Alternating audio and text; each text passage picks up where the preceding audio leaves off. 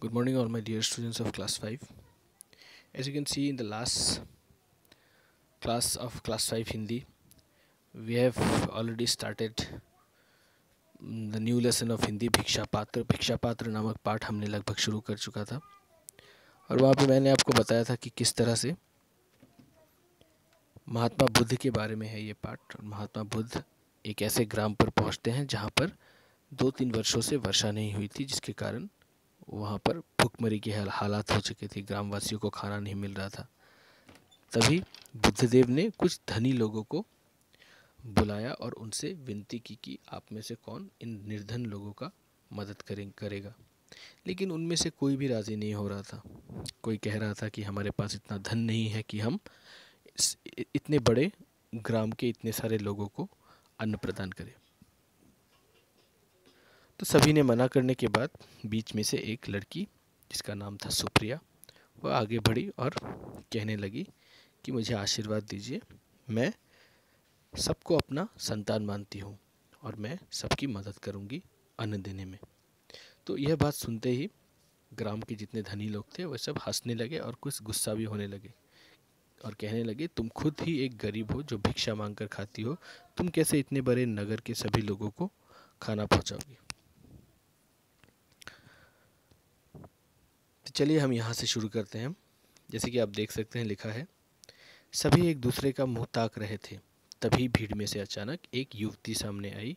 वह थी भगवान तथागत की प्रिय शिष्य अनाथ पिंडत की बेटी सुप्रिया। वह अत्यंत दुखी लग रही थी। आंखों से बहते अश्रु पोंछकर उसने बुद्धदेव के चरण छुए और मीठे स्वर में बोली, भगवान, यह तुच्छ सेविका आपकी आज्ञा का पालन करेगी। अन्न की कमी के कारण जो लोग बेहाल हैं, वे सब मुझे अपनी संतान लग रहे हैं। नगर के हर आंगन में अनाज पहुंचाने का भार मैं लेती हूँ। तो यहाँ तक मैंने आपको समझाया था। दूसरे चित्र में जैसे कि आप देख सकते हैं, लिखा है, सभी आश्चर्यचकित रह गए, मतलब सभी सरप्राइज्ड हो गए। भला एक स्त्री इतने बड़े नगर के वासियों का पेट कैसे भरेगी। कुछ तो मन ही मन हंसने लगे, कुछ क्रोधित हो उठे, कुछ को सुप्रिया पागल लगी। किसी ने कठोर आवाज में ताना कसा, खुद को तो दाने दाने का अभाव है, फिर इतना बड़ा काम अपने सिर कैसे ले रही है। तेरे घर में क्या भंडार पड़े हैं।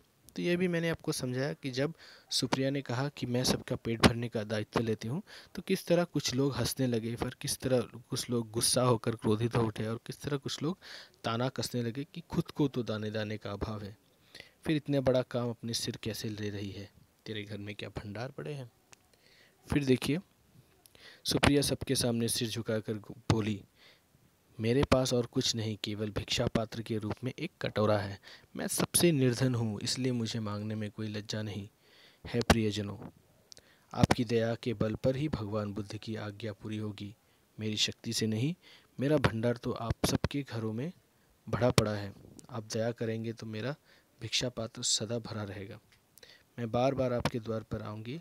आप जो कुछ भी देंगे वह भूखों को खिलाऊंगी। जब तक धरती माँ के आप जैसे पुत्र हैं, तब तक चिंता कैसी। तो जैसे ही सब धनी लोग उसके पीठ पीछे हंसने लगे और ताना कसने लगे और क्रोधित हो उठे और कहने लगे कि खुद ही भिक्षा मांगकर खाती है, तू कैसे सब निर्धन लोगों को खाना खिलाएगी। तब वह हाथ जोड़कर सिर झुकाकर बोली कि मेरे पास और कुछ नहीं, केवल भिक्षा पात्र है। मैं आप सभी के घर जाऊंगी और सबसे भिक्षा लूँगी और इसी से सभी लोगों का पेट भी भरूंगी। जैसे कि आप इस चित्र में देख सकते हैं किस तरह सुप्रिया नाम की औरत हाथ जोड़कर बुद्धदेव के सामने खड़ी है और बुद्धदेव उन्हें आशीर्वाद दे रहे हैं। फिर देखिए, महात्मा बुद्ध ने मधुर मुस्कान के साथ अपना वरदहस्त आशीर्वाद के रूप में उठाया और बोले, तथास्तु, तुम्हारा निश्चय पूरा हो।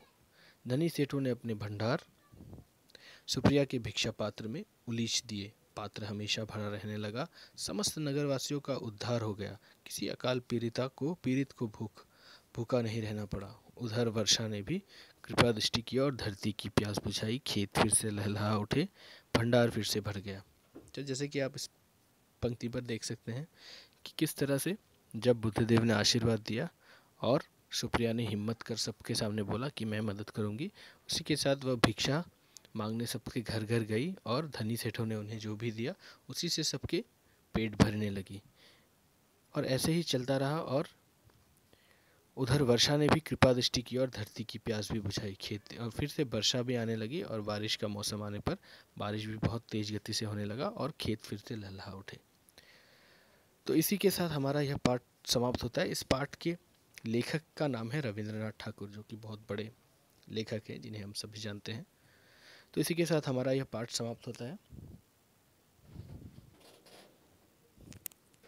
दूसरे पाठ में हम इसी पाठ से जुड़े शब्दार्थ करेंगे और इसी पाठ के लिखित प्रश्न उत्तर भी करेंगे। तब तक के लिए धन्यवाद।